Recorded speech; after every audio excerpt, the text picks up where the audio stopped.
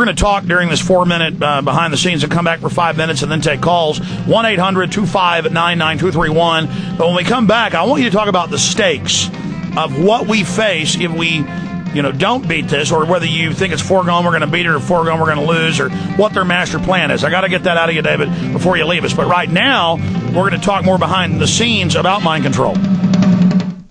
Now, from the makers. Okay, John, let me talk to him.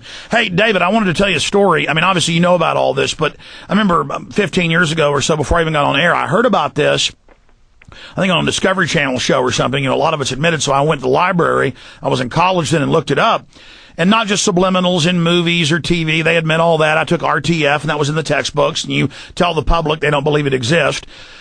But I remember reading that they have different standards for flicker rates, and that the U.S. adopted in the 50s a flicker rate that just so happened to be at the same rate of the brain, and that exact frames per second, that exact flicker rate, and that it is a fact. They know it's hypnotizing you. Yeah. And I wanted to ask you, why did Europe have a different, higher rate? Why did the U.S. and Canada adopt one that did resonate exactly, and why did Europe go with one that does mesmerize but not as well? And then what do you think all the high-def TV and all of this is about? Well, maybe they weren't as accurate in Europe as they were in America. I can't answer that question, except that the principle of what you say absolutely fits. I tell you one thing that I've intuitively felt for such a long time: this obsession and race to switch over from analog to digital TV, and it's 2012, everything's going to be digital in this country, in Britain. There is some, I can't absolutely articulate great detail, there is some massive significance in terms of the effect that we've been talking about with digital TV. Well, I know this, David, when I watch, I don't watch a lot of TV, but I have a big screen TV here at the office, and we have digital cable. When I do watch it, they'll have like 5 screens in the back with video. In basic marketing, they teach that makes you go into subconscious mode, because only the subconscious can watch the 5-6 screens with the info babe. They have scrolling at the bottom. Now that's 8 inputs, 6 screens behind her, the scrolling, and then they'll have some blue or pink mist flying around, and then they admit there's subliminals in those, so that switches off conscious. They admit that with video games, now with millions of people playing the same game at the same time, that you go into a below sleep state. You're in a sleep REM when you're watching TV after a few minutes, but with the video games, you go into oxygen narcosis, pre-death function, and that's why a lot of folks are dying playing video games. Kids are having seizures. They are putting us into a death state. Were you aware of that?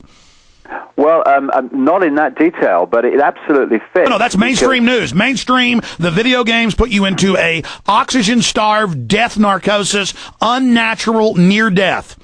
I'll tell you where it fits this most accurately. I mean, I've been aware of what video games do in principle and stuff like that.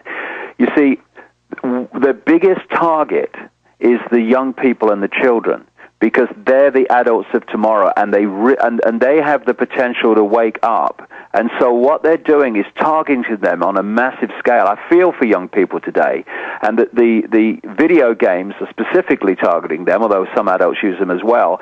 So, I mean, if you look at the most appalling food in terms of additives, food and drink, it's that which is targeted to children. When you go to the store, it says bottled water with extra fluoride for the children. Oh, God, extra fluoride, which is like fluoride, like aspartame, monosodium glutamate. All these things are excitotoxins, excite brain cells and destroy them and stop the natural Let's talk about how they're targeting children right now. We're going back live on the main transmission. Here we go. David Icke was just talking to me behind the scenes here for PrisonPlanet.tv about how they're targeting the children. You go into the store, it says fluoride water for kids, extra fluoride. Then the studies admit it's many times worse for children, attacking their cerebral cortex development, their entire brain, 20% IQ reduction, 20-point IQ reduction on average, federal studies.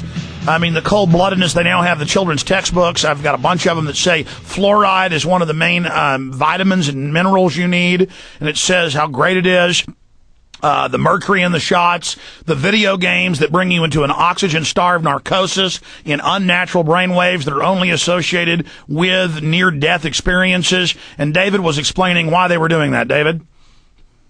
Yes, they're targeting the children because, of course, the children of today are going to be around for on the law of averages for longer than anyone else. And so they want to create this long-term Orwellian prison for the young, so that when by the time they become the adults, they're fully fledged robots and controlled by the system. And so it's video games that we were talking about in the break are targeting children overwhelmingly. The foods and the drinks and the soft drinks that are most appallingly filled with chemicals and toxins and all this stuff are targeting at children. And if you look at the graph of when this stuff started entering into food and drink on a massive scale, and the graph of so-called increases in childhood behavior problems, it's like a magnet is holding the graphs together. Why? Because the body is an electrochemical entity, and if you destabilize it electrically or chemically, then you are going to manifest an imbalanced behavior of that body, an imbalanced reaction, an imbalanced sense of reality. Well, listen, I mean, this is what's happening. We're poisoning the kids. Well, David, it's not your opinion either. We have all the big eugenicists 80 years ago, 100 years ago. It's in my film Endgame. I mean, they wrote books saying we're going to put mercury in shots to brain damage them, put fluoride in, we're going to feed them poison food to dumb them down. We've isolated the chemicals that'll do this. And it's so cold-blooded, it's so big, the conspiracy's so large and so open that the average person can't come to grips with it, but now they can. If the New World Order was to have their way, what's the time frame? What are we going to see in the next year, next 2 years, next 10 years? What is going to unfold, and how do you see us fighting it? Well, we are now standing at this fork in the road, and I said it in a media conference for this by-election yesterday that I'm being very, very optimistic in saying that if we go on as we are, not sleepwalking into this Orwellian state, but hurtling towards it in a comatose state, then we will live in a global fascist state within 15 years. And I'm probably being optimistic with the 15.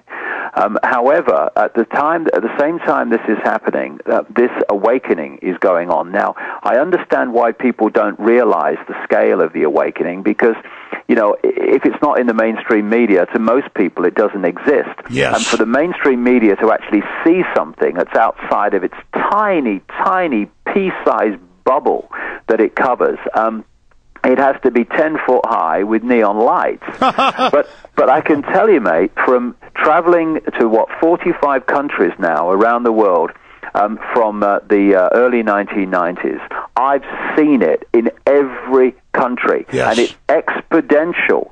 And because it doesn't get in the mainstream, the scale of it is not understood. It is enormous. But it's not just that the mainstream's dumb; they're artificially not reporting on our victories.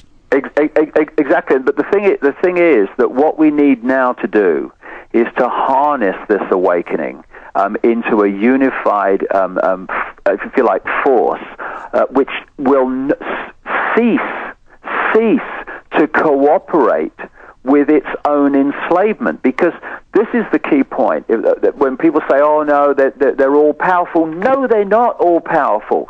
The power they use to control us is the power we give away. That's right. All the time. That's right. Now, if we... I'll tell you a quick story. I had a friend years ago. He was a famous comedian in Britain called Larry Grayson.